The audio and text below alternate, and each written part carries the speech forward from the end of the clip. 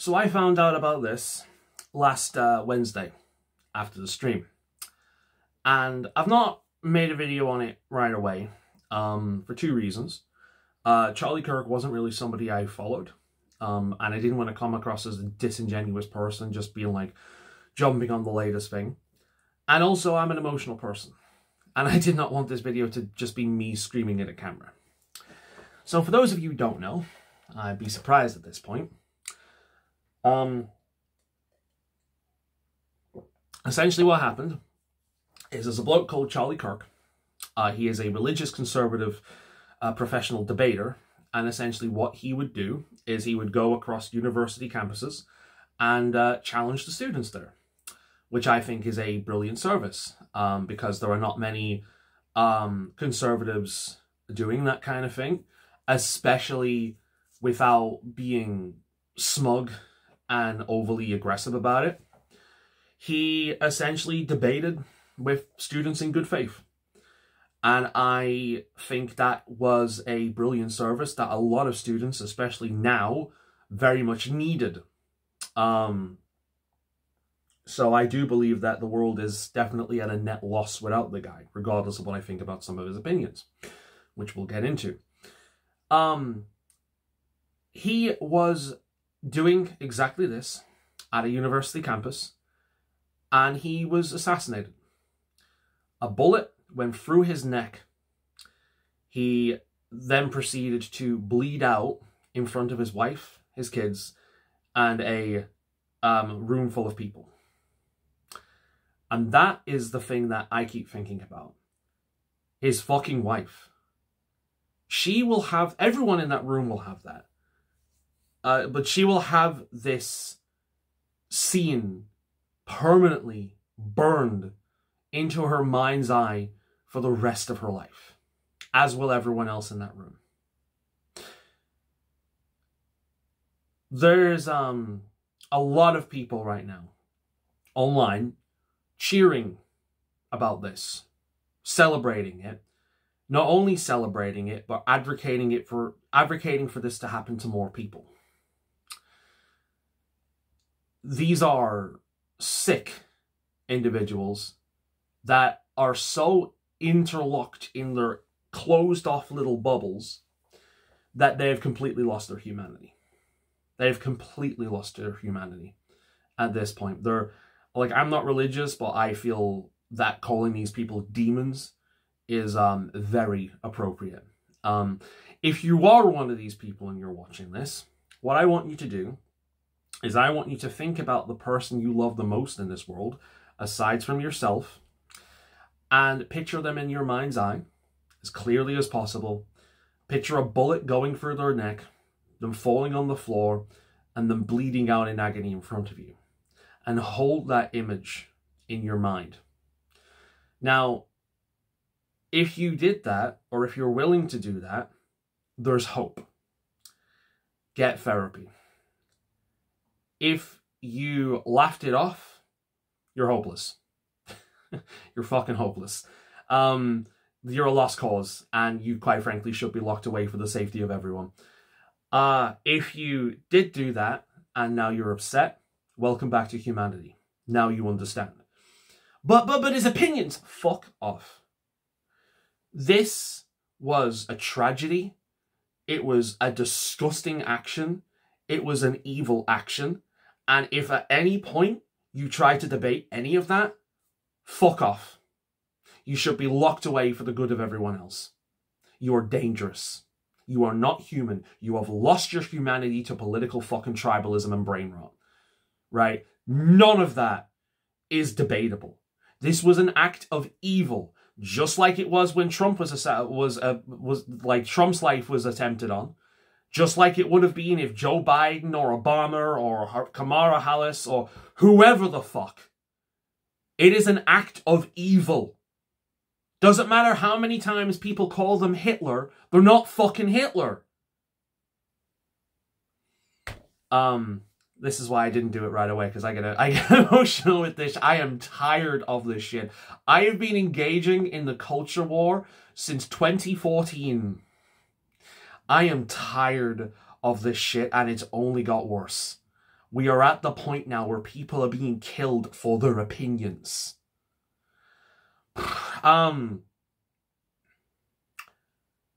Let's talk about Charlie Kirk, right? So Charlie Kirk was not really someone that was on my radar. I knew of him. I saw his clips many times. I've seen memes involved in him, with him. And generally speaking, everything I've seen about the guy suggests that he is a really, like, mature debater. Like, he handles these with a... he holds himself in these things in a way I greatly respect. And that's why I believe he provided such a good service, because he was able to engage in these students without turning into, like, what a lot of these conservative people do, and the left-wing equivalent do, is just being a smug bastard and trying to tear people down, right? That's what most of these people do. And he wasn't that, which makes this all the more a tragedy, because he was a rare example of someone who engaged in debate earnestly and honestly with a group of people, students, that need it more than anyone else, because these are their formative years. These are where they're developing their minds more than ever before.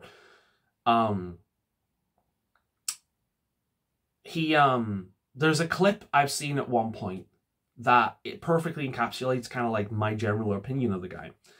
And it is out there, you can find it, but there's so many clips of this guy, it's I'm not looking for it. This is just going to be a straight vlog video, right? Basically, this young gay student, he's a conservative, he says all this. He asks Charlie, where does he fit in? Because what would his advice be to young, like, conservative gay people, essentially? Where do they fit in with this? I mean, he's young and he's gay and he has conservative ideas. So obviously he is in a place in his life where he is very, very outcast. Most of the people around him are going to be left-wing. Because he's gay, it's going to be assumed that he's left-wing. And there's a lot of right-wingers that do not like homosexuality. So he is going to be in a very closed-off, kind of like outcast kind of a world. Even if it's just mentally, this is going to have an effect on him. So it's a very, very human and very understandable question to ask. And Charlie Kirk basically said, I don't agree with the lifestyle. We'll come back to that. But you seem like a nice guy. You seem like a perfectly nice guy. And you're currently here in a place of education, engaging in this, which tells me that you're willing to better yourself. And because you're conservative, I'm assuming we have a lot of similar opinions when it comes to policy. So welcome to the conservatives. Welcome. Now, in that, I understand exactly what he was saying, and I agree with it wholeheartedly. In that, it doesn't matter if you have disagreement on even some fundamental core things, so long as you're willing to work together to build a better world. Welcome. That is a sentiment I wholeheartedly agree with. However, he will have lost a lot of people, including myself, if I thought he was a bad person, which I don't, as soon as he said the words, I don't agree with that lifestyle. Homosexuality is not a lifestyle. It's as much of a lifestyle as heterosexuality or having blonde hair or green eyes or black skin or anything like that. It is not a lifestyle. It is not something you choose. It is not something you build your life around. It is simply part of who you are. And just like your skin color and your hair color and your eye color is as important or unimportant as you and the people around you make it to be, right? It's a neutral thing. It simply is. So the idea of calling it a lifestyle is inherently othering. There's a lot of people who would have heard that and think, right, well, essentially what you're saying here, I don't believe this is what Charlie Kirk was saying, but essentially what you're saying here is you'll accept me because I'm a useful tool. I'm the token gay guy. That's it. Right. And then the mind starts to wonder, okay, then what happens when you get everything you want with me helping you? But then there's this one little issue with my sexuality that you don't agree with. what happens then? And that is a legitimate, genuine concern. And that is something that because there's reason to back that up, because there's a lot of conservatives that do not like homosexuality. And he even said, I don't agree with the lifestyle, which is a very nice way of saying, I do not like a fundamental part of who you are. Imagine saying that to like a black person. Well, I don't agree with the black lifestyle, right? Which I'm positive that's something someone at some point has said. It's not a choice. It's not something you choose. And that's not me saying, well, they can't help being wrong. Like, it's not even wrong. It's a minority thing that happens to people every now and again. So it's not going to affect the population. And they're just the same as everyone else. Except instead of liking the opposite gender, I like the same gender. That's it.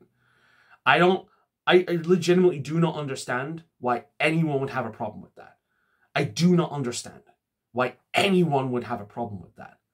You know, even when people say, well, I don't mind it, but I don't want to see two men kissing. I don't want to see anyone, like, I don't want to see public displays of affection in general. I don't want, like, two people in general. Man, woman, man, man, woman, woman. I don't want to see that in front of me. It's weird. It's awkward. I don't like that. Right? It's just, yeah. But he will have lost a lot of people in saying that. And if you think he's a bad person, thus coming from a bad place with what he's saying, that is very easily interpreted as, I want you as a useful tool to further my goals. I do not believe he was a bad person. I believe he was actually a pretty good person from everything I've seen of him and how he handles himself. So I believe that that message was a message of unity, even if I do not agree with the wording and do not agree with his perspective of it being a lifestyle. But that's the hurdle a lot of people refuse to cross, because that perspective that I have requires empathy. It requires putting yourself in other people's shoes. It requires not assuming somebody that you disagree with is inherently a bad person, right?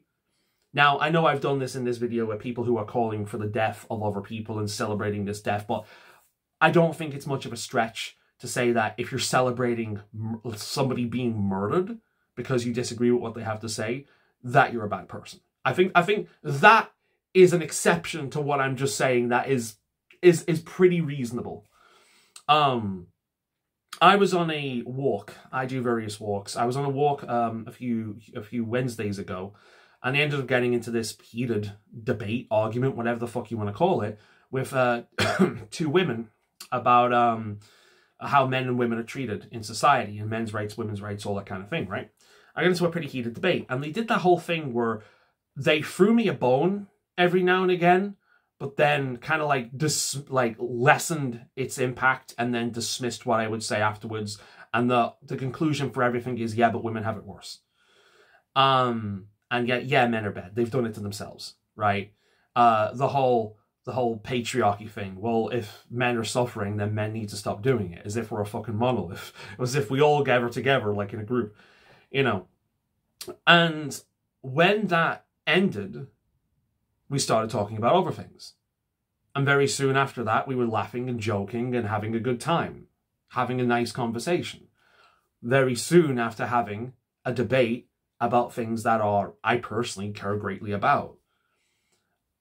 I feel no ill will towards these people.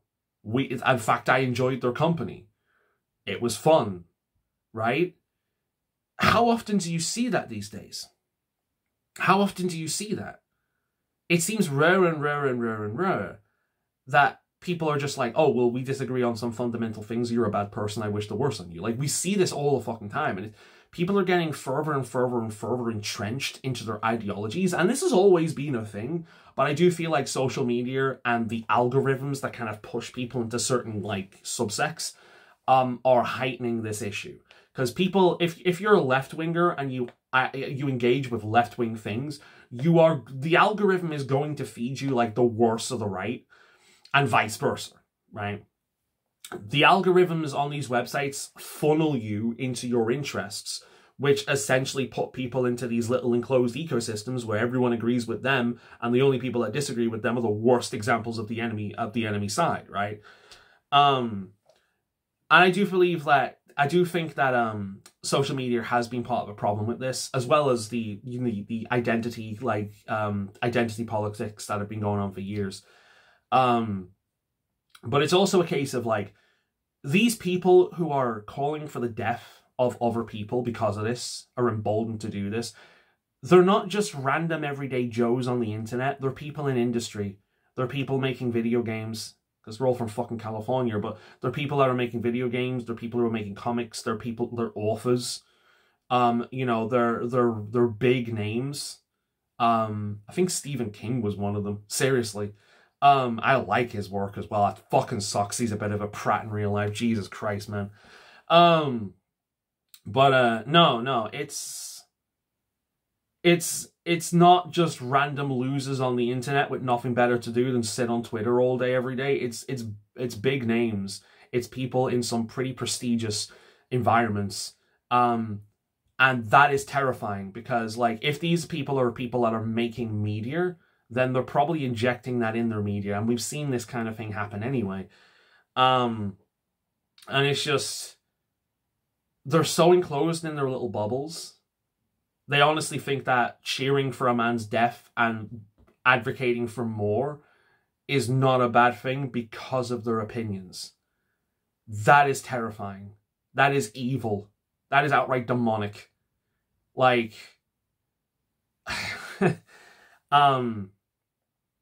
I've kind of lost where I'm going with this now, but yeah, I feel like I've got everything I wanted to say out. Like, social media has played a role. The identity politics that's been, at least in my purview, since 2014, because that's when it started to affect Gamergate. That's when Gamergate happened. It started to affect my hobby. But before then, like, it happened with the atheist community on YouTube. The atheist community got completely taken over by this. It happened to the Otherkin community on Tumblr back in the day. It happened to a bunch. That this was an ideology that has been slowly growing for years. And I only noticed it when it came to my corner, which was video games. That was 2014. But it's been going on for much longer than that. And I only recognize that in retrospect because some of the other communities I was involved in back in the day, like the Otherkin community on Tumblr, I noticed them start to change as well years before 2014. So it's been an ideology that's growing and growing and growing and growing. And now we have people out in the workforce and out in places of power with these opinions affecting the world. And it's only become worse and worse and worse and worse. We're living in a time in which we preach about empathy and inclusion more than ever before, but we have less empathy and want to include people less, more and more, like more than ever before. Well, not more than ever before, but more than at least my lifetime. The 90s was a lot better with this, and the 90s wasn't fucking perfect either. So it's just like, it's worrying. It is really, really, really concerning just how much of the humanity a lot of these people have lost. Because it's like what I've talked about, like what Charlie Kirk would do, where he could have a conversation with someone, you know, and treat them like they're human, even if he fundamentally disagreed with them. The conversation I have with people where I can get into heated arguments with them and then like not feel any negativity, even disagree on some fundamental things, but then be like, yeah, they're a decent person to be around. You know, I wouldn't trust them with anything to do with men's rights, but they're a decent person to be around. Yeah, I've got no problem with them. Like in the case of like what I'm saying with that group, but it's just, it's worrying. It's really, really worrying where we're going. And with the Online Safety Act, which is censoring a shit ton of things, the increased hate speech laws prevent like that, you know, we're more power for governments, more power for organizations, less power for the people, things getting more expensive, consistently all the fucking time, more power going to powerful people, less power and freedom going to the normal people. It's terrifying where we're going, and I don't think we're heading to anywhere good. Like, my country is currently being colonized. We're not even allowed to fly the flag of England. just the flag of the unity. Wales can fly theirs, Scotland can fly theirs, Ireland can fly theirs, England cannot fly theirs in England. Has to be the Union flag. There's a big movement going on about that at the moment. Meanwhile, we're seeing people that are not from here getting preferential treatment, while people who are from here are dying on the streets, homeless, not getting any support whatsoever. And it's just like, this is just my country. You know, the speech laws and all this kind of thing, the control, the surveillance. This is just my country. And this kind of stuff is happening all over the world. And it really feels like we're heading towards a head. We're coming towards a point in which everything will just fucking collapse. And the more we move to because I look after an elderly member of my family who likes to do things the old-fashioned way. He doesn't have a mobile phone. He doesn't have the internet. And every single system expects you to have a mobile phone. You can't. I found out recently you can't even make an email account anymore without attaching a mobile phone number to it. Neither of my emails were made when that was a thing. But now you have to attach a phone number to it. So I can't even make him an email address because he doesn't have a mobile phone.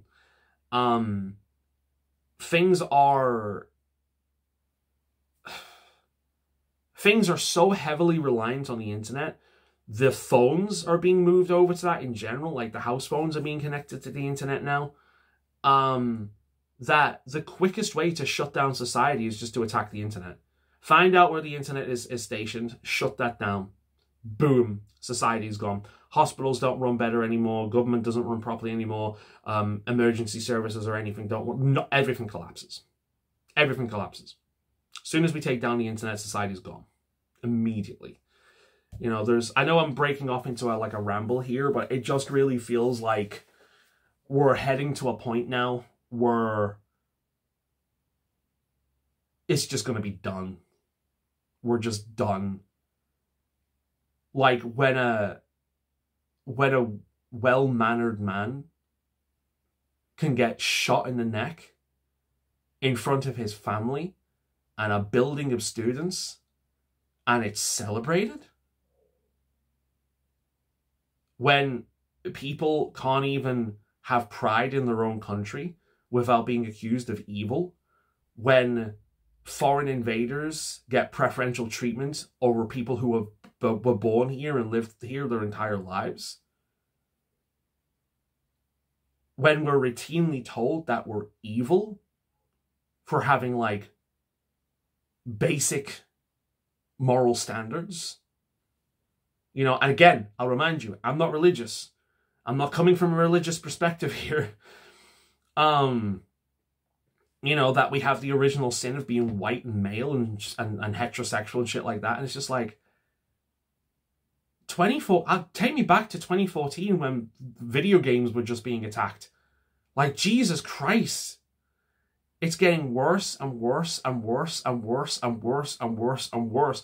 I mean, let's just talk about the Epstein files, for fuck's sake. Mutually beneficial, mutually assured destruction. The Epstein files will never come out. Well, they will.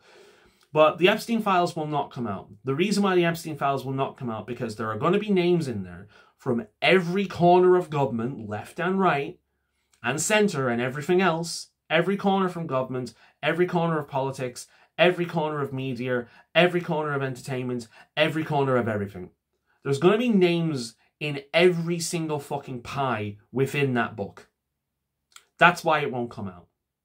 When it will come out is when you, me, and everyone on that book is dead. Years into the future. That's when it'll come out. When it's ancient history. And the people of the time can go, oh, I can't believe that happened. Meanwhile, an equivalent will be happening at that point as well. This is a world full of evil and corruption and powerful people consistently stomping on the weak. It is a world in which we consistently have to fight for our rights, our freedoms, and our basic humanity. And the internet really shines a light on just how true that is. It keeps on getting worse and worse and worse and worse. And essentially what inevitably happens is people's spirit gets beaten down, they give up, they close off, and they become another cog in the wheel until they die. That's what happens. And I don't think I'm any different. I'm a no one. I'm just a tiny YouTuber without much of a life, sharing his opinions online. I'm going to affect jack shit. And the world is just going to get worse. Because I'll be honest, like, if I had the power, I'd be a tyrant. Because at this point, I would be a brutal fucking dictator. Because there's a lot of people out there that just need to go at this fucking point. Like, this is getting so bad. And when you start looking into, like, where everything flows, it comes down to, like, a few very, very powerful organizations with insane amounts of money, and it's just like, yeah, it all comes down to money and control every single time. Set the people out against each other, keep them distracted while we remove their rights and their freedoms, and consolidate power. That's what it all comes down to. Anyway, a good man, regardless of his opinions, has been murdered for ideological reasons.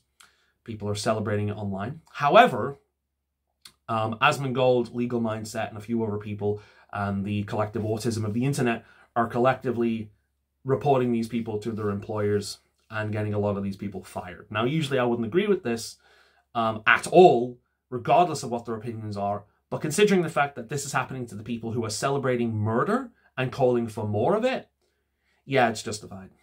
That's my line. That's my line. You can say some heinous shit and I don't give a fuck. But calling for real life murder?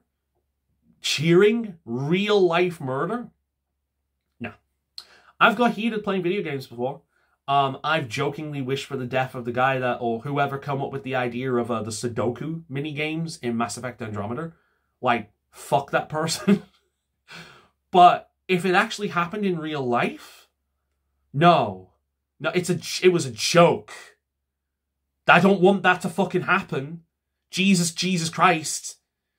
You know, but these people aren't joking.